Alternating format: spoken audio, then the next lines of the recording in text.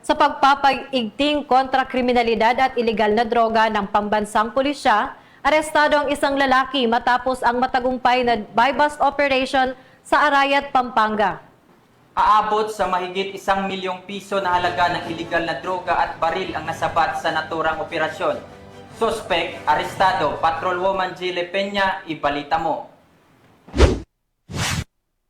Nagbunga ang mas pinaigting na kampanya kontra ilegal na baril at pinagbabawal na gamot ng Pampanga Police Provincial Office matapos maaresto ang isang lalaki sa kinasang joint buy-bust operation sa Purok 6, Barangay San Mateo, Arayat, Pampanga nito lamang ika-2 ng Nobyembre taong kasalukuyan.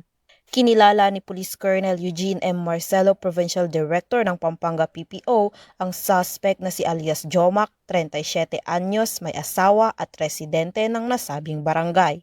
Ang operasyon ay pinangunahan ng Provincial Intelligence Unit sa pakikipagtulungan ng Provincial Drug Enforcement Unit, 1st and 2nd Provincial Mobile Force Company, Regional Intelligence Unit 3, SWAT Pampanga at Arayat Municipal Police Station.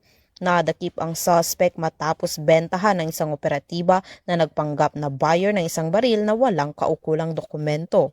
Nasamsam mula sa suspect ang isang US carbine caliber .30 rifle, isang magazine na may 14 na live ammunition, 4 na sachet ng hinihinalang shabu na tumitimbang ng tinatayang 162 grams na nagkakahalaga ng humigit kumulang 1,101,600 pesos, isang genuine 1,000 peso bill at budol money, sling bag at isang Honda Click motorcycle na walang plaka.